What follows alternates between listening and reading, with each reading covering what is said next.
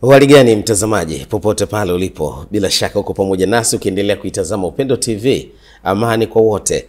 Tuko Kinondoni jijini Dar es Salaam. Na kukaribisha katika kipindi cha kuelekea Yeriko, kipindi ambacho kinakujia muda na wakati kama huu, nikitumaini ulikuwa unasubiri kwa hamu kweli kweli kuweza kufahamu endelezo wa kipindi kilichopita ambapo tulikuwa na Rehema Mdoe, na leo tunaendelea na Yeriko yake Rehema Amiri Mdoe, kujua mengi kutoka kwake. Nikusihi tuweze kwa pamoja, lakini pia nakukaribisha kwa maoni na ushauri kupitia namba ambazo ziko chini ya runinga yako. Unaweza kutumia maoni yako, lakini pia unaweza kutembelea katika mitandao yetu ya kijamii kwa jina la Upendo Media. Unaweza kwenda kwenye YouTube, kwenye Facebook, kwenye Twitter, ukatupa maoni yako, lakini pia nami napatikana kwa jina la MC Kikao Obedi. Basi pia karibu sana. Unaweza kutembelea katika mitandao ya kijamii kwa jina hilo na ukanishirikisha pia ukaniendea inbox kuhusiana na kile ambacho ungetamani kuweza kuniambia au kutoa maoni yako kuhusiana na kipindi hiki. Karibu sana. Mimi ni Obedi Kikao. Mwenzangu ni Daniel Mwakihaba. Yeye anatumia jina la Dani Mwakihaba kupitia mitandao ya kijamii. Pia unaweza kutembelea ambaye ni mtayarishaji wa kipindi hiki. Na kama ambavyo nimekuambia, huu ni muendelezo Yeriko yake Rehema Amiri Mdoe. Hivyo nakusihi uweze kuwa pamoja nasi na nitumie nafasi kuweza kumkaribisha. Mtumishi wa Mungu, karibu sana. Bwana asifiwe. Amen. Habari za tangu wiki iliyopita? Tunamshukuru Mungu. Nimefurahi tena kuwa pamoja nawe leo. Amina. Maana watu wana hamu kweli kweli kujua kile kinachoendelea katika Yeriko ya wiki iliyopita. Amen. Nikupe nafasi umsalimie mtazamaji. Bwana Yesu asifiwe, na wasalimu katika jina la Yesu. Tunamshukuru Mungu kwa kukutana tena kwa mara nyingine. Naamini kwa kupitia mimi kuna watakaopona, kuna watakaojifunza pia.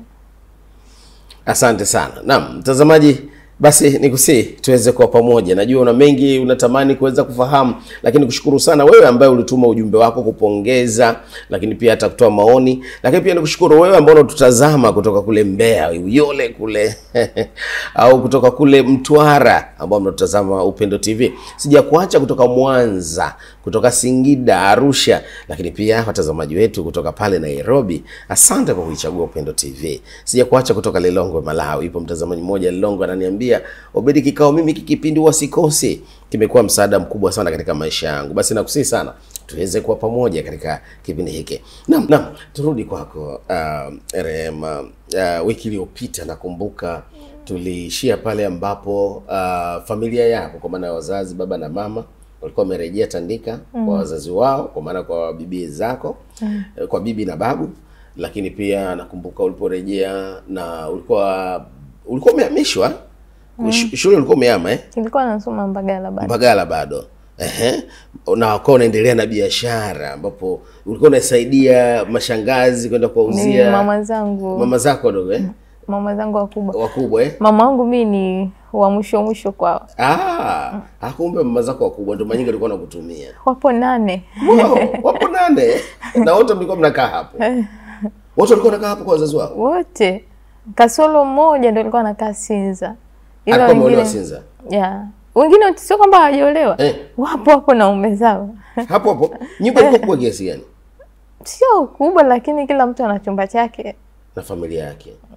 Familia kwenye chakula mtakutana pamoja, mambo yote mnafanya pamoja. Yote. Ni mfumo ambao babu yako alikuwa ameutengeneza au ni tamaduni zenu? Ni tamaduni au ni mfumo? Maana nikisema tamaduni za watu wa pwani sasa kwa nitaonekana wasingizia. Mwingine atakwambia bana sisi atakuwa baba nyumbani kwao ni jirani. Nyumba hii na hii kabisa. Yaani baba nyumba yao ni jirani. Ni kubwa kuliko ya mkwewe. Ila alienda kukaa hapa. Uliniambia kwenye nyumba ya mkwewe, sio nyumbani kwa babako. Kwa mama, nyumbani kwa mama yako. Ndio basi mama wakubwa. Okay. Kwa hiyo umeniambia ni jirani na nyumbani kwa baba yako. Yaani nyumba hii na hii. Ila kuna siku nilai kupata nafasi ya kumuuliza kwa nini anakaa kwa mama wakati kwa kupo. Na nyumba yao ni kubwa kuliko ile. Yao ina umeme, ya mama haina. Akasema kwa sababu ya mama yako. Kule kuna dada zangu. Nitagombana na ndugu zangu. Bora akagombane na ndugu zake. Alafu akigombana dada zangu nitashindwa kuamua. Bora nikikaa na dada zake. Basi ugomvi wao utaisha kwao. Aise. Hebu tuambie sasa maisha yako yalikuwaje? Pale Ndio hivyo nilikuwa tunafanya biashara siku ambazo sendi shule, weekend zile nitatengeneza. Kwa nilikuwa na uwezo wa kupika vitumbua, sijui sambusa tangu mdogo sana. Mpaka siku moja naenda shule na baba, tukafika njiani tukamkuta mwalimu mkuu, baba akamlifti.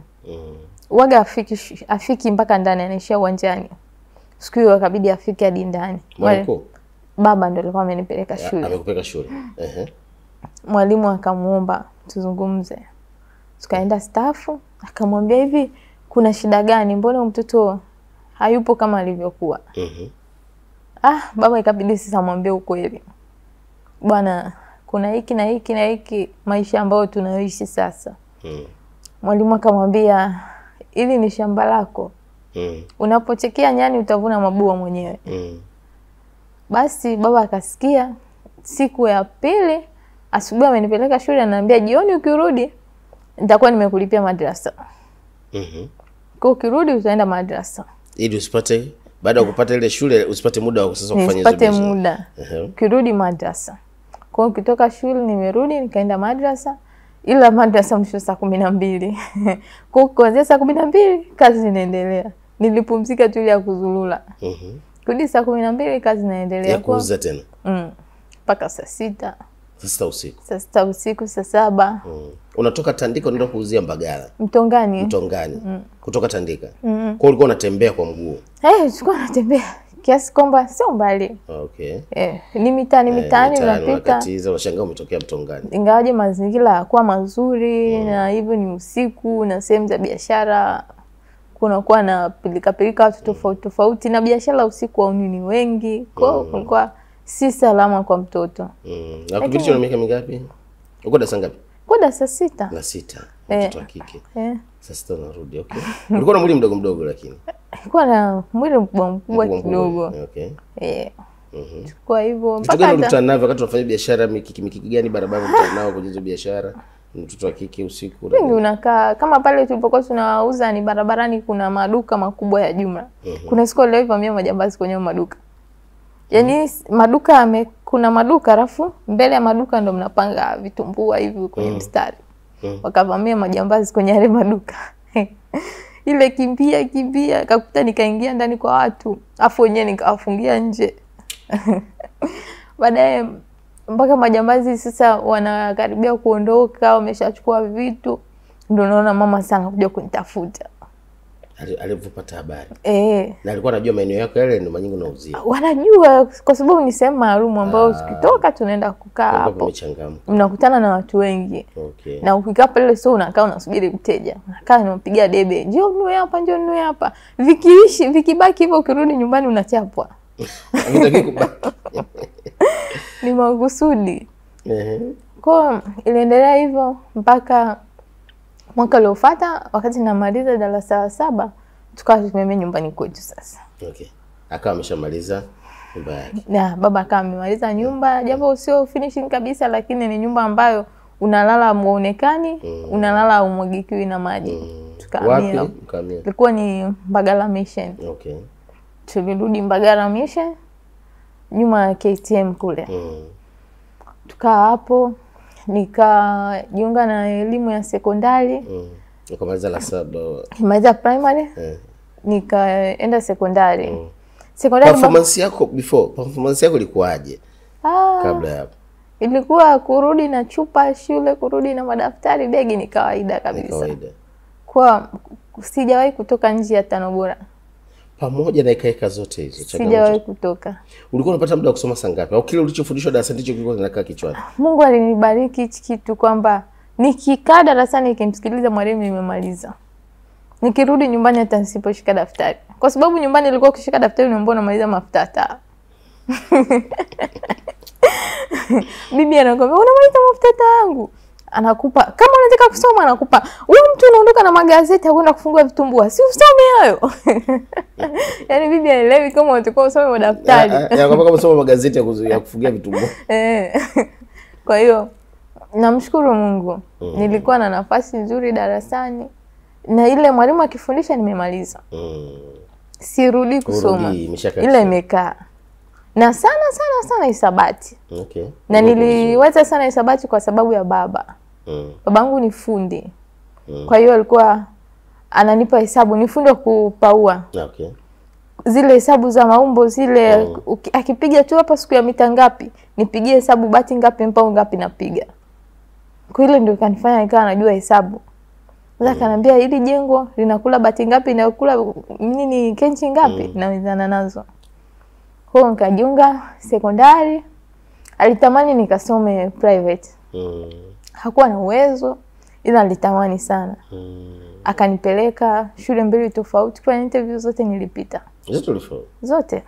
Iko shule gani na shule gani? Nilifanya interview St. Anthony na JKT Jitegemea. Okay. Na zote ulifanya? Zote nilipita. Lakini tatizo ikawa changamoto ni wala haikuwa ni ada. Ila tu ile nilianza kufanya interview St. Anthony. Nimeenda na alikuwa baba ananituma mwenyewe bila kunipeleka mtu. Kanipa tu 20,000 naambiwa nenda kafanya interview St. Anthony. Unaanzaje? Nenda ukifika kule utajua anafanyaje. Nimefika, nimeenda, nimeuliza hapa nikatoa ila nikafanya interview kapita. Wiki iliyofuata ilikuwa JKT, nikaenda nikafanya. Ila sasa nafika kule nakuta watu wanashusha na magari. Yaani watoto wale wakishua. Mimi sasa kweli babangu ataweza? Akasema hapana. Hii ndio wiki nyumbani wiki shule. Hapana. Nikamwambia baba mimi sitaki kusoma huko. Kaniambia kwa nini? Nikamwambia hapana. Naomba tu nikasoma shule nitakayochaguliwa. Mazingira tu sio rafiki kwangu. Ilipo bahati nikachaguliwa Chamazi Sekondari. Chamazi Sekondari. Ilikuwa ni miongoni mwa shule bora Mbagala. Ni shule nzuri ukizungumzia shule za Mbagala zote. Chaguliwa Chamazi. Nikajiunga na Chamazi. Shule ilikuwa kipindi hicho hata mabasi alikuwa afiki Chamazi. Unafika Mbagala unapanda lingine unaenda Chamazi. Kulikuwa ni porini. Ilikuwa ni shule ya hovyo. Shule inawavuta bangi. Shule yani kupigwa walimu ni kitu cha kawaida. Vurugu. Walimu wanaenda na wanaotaka. Ukitaka kusoma wanaenda na wewe, hutaki wanakuacha. Ila uzuri kwamba ilikuwa na madarasa ya kutosha, ilikuwa ina maabara, ilikuwa na walimu wa kutosha. Kila kitu kilikamilika. Kufanya biashara za barabarani. Nimekutana na watu mabarabarani. Lakini nilikuwa najiona hata wale wanaona kwa vile uko shule msingi ni mdogo. Ila sasa kule nakutana na wahuni ambao nipo nao lika sawa. Ni wanafunzi. Maisha yangu ya shule yalikuwa ni mabaya. Nilivuta bangi wakati niko shule. Ukashawishika? Nilikuwa navuta kabisa. Ulipokuwa form? Tangu form 1. Tangu form 1? Yaani uliingiaje? Nataka kujua mazingira ambayo umeingia kusababisha ukaingia. Darasani. Kwanza form 1 tumeingia nilikuwa kuna darasa A mpaka F. Wanafunzi ni wengi. A mpaka F na yote amejaa. Wakati naanza nilikuwa unapangwa kwa majina. Nilipangwa darasa D. Hilo kulikuwa na watu kutu mpaka amefika mwezi wa 3 ndo kana mchujo. Mchujo nikapelekwa A. Kule ndio kuna wastaarabu. Lakini nilishaanza na hao wa D. Ndio walikuwa marafiki zangu. Ambao tukutu wengi. Kwa mimi nilikuwa nasoma darasa A lakini nikifika shule nikasaini huku D kwanza. Alafu ndio naenda kule darasani kwangu. Na nilikuwa ni Montres. Nilikuwa Montres. Kwa na uwezo wa kuingia na kutoka muda wote. Nilikuwa nazunguka ni Montres, nafanya vizuri darasani lakini navuta bangi. Na kulikuwa na wenzangu ambao nilikuwa nasoma nao walikuwa vizuri. Lakini nao walikuwa wanavuta. Nataka nijue the way alivyokushawishi huyo mtu mpaka akakuingiza ilikuwaje? Yani kulikuwa na vijana wa kidato cha 4. Wao walikuwa wanauza. Wanakuja nazo shule? Na ni kawaida. Walikuwa wanauza. Wanaletwa na watu wa nje. Walikuwa wanauza. Sasa ile unakuta tena nilikuwa sijaingia darasani hiyo siku. Nimechelewa kwenda shule. Mwalimu ndio kule kakaa getini anapiga. Afu mimi najulikana, mwalimu ananifahamu. Ni Montres, ni kiongozi kwa ukipita tu anakujua. Kasema hapa siwezi kupita. Ngoja tu nikae huko nyuma mpaka wakimaliza kuchapa nitaenda. Nikakaa kule nyuma, nikakutana na wale ambao kuna mmoja ambaye nilikuwa nasoma naye form 1. Wengine walikuwa form 4, form 3. Tumekaa pale wanaendelea kuvuta. Mimi naambia huo moshi unaniumiza kifua. Ukitaka usikuumize, jaribu. Yaani ukijaribu ukuumizi tena. Wanakuambia jaribu. Kaambia sasa ile mtu anavuta anatokea puani. Wanashindana. Na kulikuwa na watoto wa kike pia. Na wa kike pia? So wanashindana. Kuvuta itokee puani. Kwa ile jaribu, kajaribu. Nimejaribu ikaniumiza kifua. Nikaacha. Siku ya pili sasa ile kitu ukishajaribu kuna muda unatamani kwamba urudie tena. Kuna muda kiu unatamani ukarudie. Kwa natamani kurudia. Kuna wakati nikaa naitafuta mwenyewe. Kwa baada ya kutamani kurudia, baada ile crew ikawa ndio crew yako sasa ndio. Kabisa. Ndio marafiki zangu. Ile kiu ikawa inakupata nipe nijaribu tena. Tena alikuwa ni marafiki zangu. Tena sio form 1 tu. Nilikuwa niko form 1 lakini marafiki zangu ni form 3, form 4. Na nilikuwa najulikana shule nzima. Form 1 mpaka form 4 mna selijua. Kwa uzuri tu kwamba nilikuwa darasani niko vizuri. Kwa nilikuwa niko karibu sana na walimu. Okay. Walimu, hakuna mwalimu aliyokushtukia katika mazingira hayo kwamba unatumia hiyo? Kwa ile shule ni kawaida. Kwa hata walimu wanajua. Wanafunzi wengi wanaotumia. Wanafunzi ni wengi kiasi kwamba walimu sio rahisi kumshika moja moja. Lakini kwa miaka hiyo ilikuwa miaka hiyo. Yes. Wanafunzi walikuwa wanatumia ni wengi. Walimu kupigwa na wanafunzi ni kawaida. Kwa maisha yangu ya shule yalikuwa hivyo. Kwa mgomvi, kupigana shule ni kawaida. Mtazamaji anazungumzia miaka hiyo wakati anasoma, sio sasa hivi. Inawezekana sasa hivi haya mambo hayapo kabisa. Ila ni historia hapo nyuma jinsi ambavyo aliweza kujiingiza kwenye kwanza kutumia vilevi hivyo kupitia company alimobo ambayo ilikuwa anashirikiana katika masomo. Sasa hivi inawezekana haipo hicho kitu. Kama ambavyo wewe sasa umekoka. Kulikuwa na mwalimu mkuu Maria amenyosha. Amenyosha. Ameshafariki lakini. Alifariki. Alikuja wakati wewe upo. Alikuja wakati bado unasoma. Tuendelee. Nataka nijue mpaka alipokuja alivyoingia yeye kuja kubadilisha. Yule alikuwa ni friendly, hakuja kiukali. Alikuja na urafiki kwa wanafunzi. Kwa ilikuwa ni rahisi kuongea naye, kama una shida unamwambia. Akatengeneza mazingira ya wanafunzi kwamba alitengeneza wanafunzi kuwa marafiki zake. Okay. Alifariki mwaka jana. Alifariki mwaka jana. Na tulijiorganize wanafunzi ambao tulisoma miaka hiyo tukaenda kumzika. Pole. Yule alikuja kwa njia ya kuwa ni rafiki. Okay. So alipofika yeye urafiki wake ndo akaanza sasa mianya yote hiyo ambayo inasababisha wanafunzi kuja na bangi kuacha. Alisaidia kiasi kwamba umechelewa, yani hata umechelewa njoo mimi sikupigi. Kwa unafika pale unajionea aibu mwenyewe, mara anaanzisha mashindano haya, mara kitu hiki kukuta wanafunzi. Kwa aliweza kwa kiasi kubwa sana kutoa hali. Sana. Na wewe bado ulikuwa ulikuwa unaendelea sasa nje pamoja na hapana. Ilikuwa ni shule. Ni shule. Ilikuwa ni shule tu. Na nyumbani nikirudi nyumbani kiasi kwamba mzazi wangu ukimpelekea hiyo kesi hawezi kuamini. Na kama anasikia anaona leo. Ndio anasikia leo. Kama anasikia ni leo. Na darasani ulikuwa uko vizuri. Kabisa. Nilikuwa nasoma mpaka namaliza. Na kuna vitu ambavyo mlikuwa mnajidanganya labda ukitumia hiki na kusababisha uwe na akili na nini? Hapana. Vimesemwa hivyo. Hapana. Basi tu ni mob psycho. Ni basi tu ile, lakini sio kwamba ukitumia unakuwa na akili wala. Vitu gani vingine ambavyo umekutana navyo sasa katika mikiki ya masomo ukiwa kwa shule nilipata mahitaji yote. Baba alikuwa na uwezo lakini alijitahidi nipate kila kinachohitajika. Okay. Kwa nilisoma nikiwa na mahitaji yote. Anakufanikisha. Ile kuuza sasa huko baada ya kurudi nyumbani biashara ilikuwa inaendelea kama kawaida? Hapana. Tulishamia nyumbani kwetu sasa. Hiyo biashara ikuendelea sasa. Mamangu yeye biashara zake vitenge au ataenda site na baba. Lakini sio ile biashara ndogo. Okay. Kwa shuleni hivyo wakati nikitumia nyumbani sasa mdogo wangu akaanza kuumwa. Mdogo wako sasa anafuata wa kike? Wa kiume. Ananifuata tena. Okay. Akaanza kuumwa. Alikuwa akienda shule anaumwa. Akienda shule ni mgonjwa. Akirudi nyumbani mzima. Anakuaje akienda shule? Kichwa kinamuuma. Analalamika kichwa sana. Kiasi kwamba mama kana sema huyu muongo utaki shule. Akienda shule anaumwa, akirudi mzima. Kana mlazimisha aende shule hivyo. Akaenda shule sana azimia.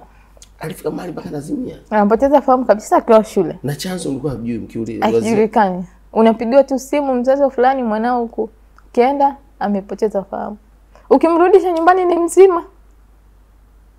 Na kiasi kwamba mpaka anaonekana sasa mbona hivi? Na yeye alikuwa ni wakati sana na ile kesi yako. Huyo alizaliwa kawaida kabisa. Alizaliwa kawaida. Ila yeye ndio ikawa anamtokea hivyo mpaka kipindi hicho yuko darasa la 7. Mpaka amemaliza sekondari ikabidi apelekwe private sasa. Maana ya kawaida isingewezekana kwa ile hali yake. Na walikuwa wawili wanafuatana, walikuwa darasa moja. Kwa hiyo ilibidi wapelekwe wote private wawili. Wakapelekwa wote. Hivyo alikuwa akienda shule anapoteza fahamu. Mpaka baadaye sasa akawa kama ameshikwa na kichaa. Anapanda juu, yani anafanya vurugu kabisa. Wakati huo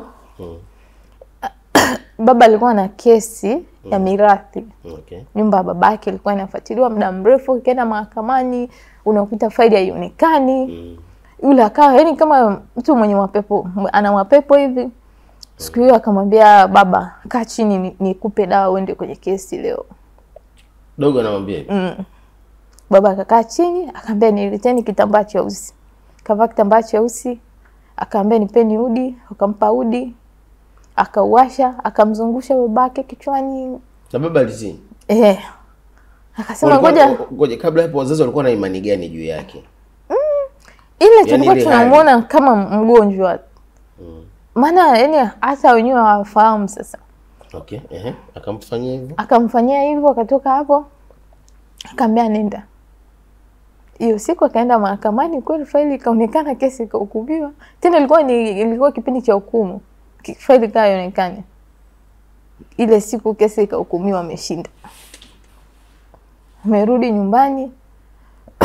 Yule sasa ndio kaa anazidi, wakawa wanahangaika kwa waganga kienyeji sasa.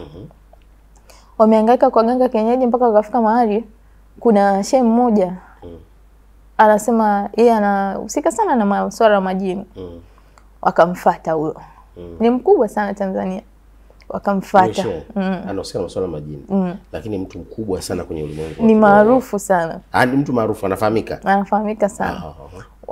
Wakaenda huko. Wameenda huko ile akasema kesho nakuja. Kesho yake anakuja akapata ajali. Kapata ajali barabarani. Akapiga simu hiyo kesi usiwezi. Sitokuja tena. Basi yule mama kana hangaika naye vile vile. Sasa huku baba ndo kashauza nyumba, amepata hela, baba akaingia mitini. Akaenda kuoa mke wa pili. Akauza ile nyumba mlikuwa mnakaa sasa? Hiyo nyumba yao ya urithi sasa. Hiyo mirathi sasa. Ilibidi auze, baada ya kushinda akaiuza. Walivyoshinda akauza. Maana ilikuwa ni ugomvi wakauza wakagawana. Baba alivyouza tu akaenda kuoa mke wa pili. Enda kwa mama kana hangaika na mtoto yule anaumwa peke yake. Mala shule huku, yani anahangaika na mgonjwa huku, hangaike alipe ada, maana wanasoma private. Baba akasema mimi siwezi kusomesha kichaa huyo. Mama kana anahangaika na kulipa ada, watoto wanasoma private. Mwisho baba alienda kupeleka barua shule. Mke wangu anateseka, naomba watoto waache shule. Mwalimu akamfukuza. Kaambia mimi sikujui. Tangu uandikishe shule hujawahi kuja. Leo unakuja unasema ni wafukuze shule. Wewe wafukuze shule, mimi sina uwezo. Maana unataka kufukuzwa wewe? Wale wadogo zangu sasa ambao wanasoma private. Okay. Waachishe shule, mimi sina uwezo kulipia ada. Wakati huo ameenda shule mpaki gari, anaenda kuambia mwalimu afukuze watoto shule, sina uwezo kulipia ada. Mwalimu akamwambia sikuelewi, wewe nenda tu. Akija mama yao sawa. Kwa mama akawa anapambana na yule hivyo. Mpaka sasa siku moja ilikuwa ni siku ya Ijumaa. Amekaa hivi kitandani, shule sasa akawa haendi tena. Maana akienda shule ile hali inatokea. Akikaa nyumbani yuko sawa. Ikamtokea ile hali. Ilivyokuwa ghafla tu anaanza kusoma, anaongea Kiarabu. anaongea Kiarabu. Baadaye tunamwangalia akajifungia mlango, akajinyoa kipara. Akajinyoa mwenyewe? Akajinyoa mwenyewe kipara. Akachukua, alikuwa na kanzu, akainyoosha safi kabisa. Akachukua perfume akajipulizia, yani ikawa msafi. Mpaka tunamshangaa. Mama anasema huyo na nini leo? Akawa anaongea Kiarabu muda wote. Tukawa tunamwambia bwana, ongea Kiswahili. Maana watu wa huku wakija mapepo huwa wanawakalisha wanaongea nao. Ongea Kiswahili tukusikie. Ndio akaanza kuongea Kiswahili. Akasema jina lake, akasema yani kama nafsi ilimvaa. Akasema mimi nimemuona huyu kijana anateseka, nimemuona nije nimsaidie. Mimi natokea huko sijui Arabuni, nimeona nije nimsaidie. Basi huko kwa ganga kote hakukuwahi kufaa. Ilipomvaa hiyo nafsi sasa. Hapo ndio kidogo ikawa nafuu yake. Akawa anatulia, lakini ndio muda wote msafi. Hiyo nafsi ilivomvaa. Mara chache mno inamtoka sana kwa waganga wanashirika. Mwisho ikamvaa hiyo nafsi. Ni mara chache mno inamtoka. Mara nyingi anakuwa nayo. Yaani mara chache kiasi kwamba akatoa masharti akilala asiamshwe. Kwa alikuwa akilala hatumwamshi. Ikitokea mtu amemwamsha anaweza kupoteza fahamu kabisa. Au akiamka hapo ana akili. Baadaye ile nafsi ikasema nataka pete. Akasema tunataka pete za dhahabu. Mama akasema mimi natoa wapi hizo pete jamani? Sina uwezo za dhahabu zile zenyewe. Akasema basi tutampa wenyewe. Na ile nafsi ilikuwa inaendana sana na mimi. Na mimi nilikuwa naendana sana. Alikuwa akija, alikuwa anasema, anamwambia mama. Alikuwa mwiti mama. Anamuita mama sana. Unajua mtoto wako nampenda sana, nitamuoa. Mama anambia si dadako huyo. Mimi sio dadangu huyo. Huyu dadake Hasani sio dadangu mimi. Mimi nitamuoa huyo. Maana hiyo nafsi inaongea sasa. Na nilikuwa naongea lafudhi ya Kiarabu. Ambadilisha kabisa hata lafudhi. Yaani anaongea lafudhi ya Kiarabu kabisa. Sema mimi nitamuoa huyo. Yaani huyu ni malikia wetu. Mimi nitamuoa. Mama anambia wewe dada yako. Kila siku yeye akija anang'ang'ania mimi ananioa. Mama anakuambia huyu Hasani unamhitaji? Hasani rafiki yangu. Sasa rafiki wa dada wa rafiki yako. Mimi dada yako kwa usimwite mchumba wako, sawa? Haya basi sawa, simwite mchumba wangu tena. Siku hiyo akaja akaniambia naomba nipeleke baharini. Sehemu yote yenye bahari. Anakuomba uongozane. Ila usimwambie mtu. Kaambia sana kupelekaje? Wewe nipeleke tutoroke. Hapo yupo yeye mwenyewe sasa. Wewe dada nipeleke. Nafsi ishaondoka sasa iko kawaida. Yeye mwenyewe. Nipeleke sehemu yote yenye bahari. Kaambia sana mama akijua, "Wewe twende tu." Tukatoka. Tukaenda kuna maeneo ya Kigamboni kule. Tukaenda baharini. Na ukakubali? Nimekubali tukaenda kule. Ukogopa. Kwa sababu unamuona mdogo wako sasa umeona kawaida. Tulikuwa tushamzoea. Yaani alikuwa na maajabu kiasi tumekuwa tushamzoea sasa. Tumefika kule baharini. Anacheza tu, amecheza ghafla upepo umekuja, nikapitwa na usingizi akanipotea. Na mtafuta simuoni. Kila mtu namuuliza. Nikapitwa na usingizi na kuja kushtuka simuoni. Kila ninapotafuta simuoni, nimetafuta mpaka nikakaa chini nasema naenda kusema nini nyumbani. Nimekaa pale mpaka giza linaingia. Watu wanaondoka ufukweni. Simuoni. Baadaye ndio unamuona mtu anatokea kwa mbali baharini. Baharini, pembezoni mwa bahari. Baharini. Yaani kuna kipindi maajabu tulikuwa tunaona ni vitu vya movie tu. Ila sisi ilifika mahali vitu hivyo kwenye familia yetu ni kawaida. Anatokea baharini. Unamwona yule anatembea juu. Yule anakuja. Anatembea juu ya maji. Hapana, alikuwa atembei. Anaelea na anaogelea. Amekuja mpaka pale. Namwambia ulienda wapi? Ananicheka, yani anacheka. Ulienda wapi?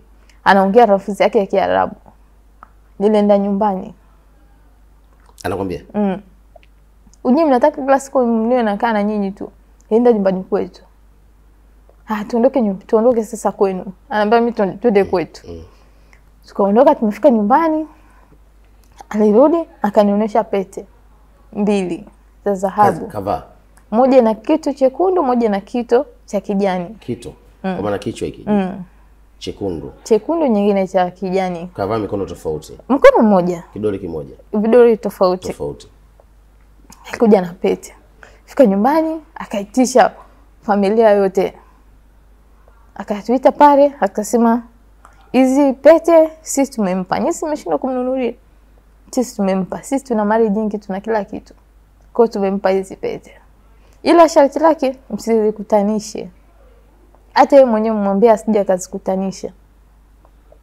Baadaye alivyokuja kurudi kawaida, akili zake za kitoto akawa anazikutanisha. Alivaa mikono tofauti au mkono mmoja? Anavua tofauti. Kwa asivue asikutanishe. Yaani vile vitu visikutane hivi. Kwa alikuwa anavua, anavifanya hivi, vinampa shoti. Akipigwa na shoti anafurahi mwenyewe. Muda mwingine nje taka. Yaani shoti kama umeme. Sasa tukao tunajua labda anafanya masiara. Siku moja akanipa nimshikie. Anaenda washroom. Akanipa dada nishikie. Akasema ngoja leo na mimi jaribu. Na mimi nimeshtuka. Nikazikutanisha. Zinapiga shoti kuliko umeme. Kashtuka uzitupa. Nilizikutanisha. Uwezi kutupa, zinashikilia hivi mikononi. Zenyewe zinaganda mikononi. Zinaganda, zinakuvuta. Yaani zile nguvu ya huku na huku zinavutana. Yaani hayo mambo nilikuwa naona ni movie. Nilikuja kuyaona hapa. Mpaka mwenyewe kaja, akazishiba mkono akachukua. Wewe nikwambia usizikutanishe. Akachukua mwenyewe. Kwa hiyo alipokuja akaziomba pete. Akaniambia nipatie. Akachukua pete zake. Akaendelea kuzivaa. Nayo alikuwa ana maisha yake huko, alikutana na kwake, lakini kwa upande wangu mimi mpaka nikamaliza sekondari. Wakati huo baba ametenga, yuko huko kwa mke wake mwingine huko.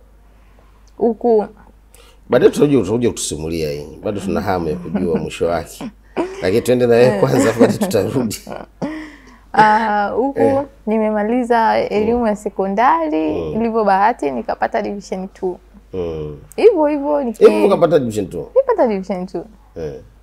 Nilimaliza sekondari nipata division 2.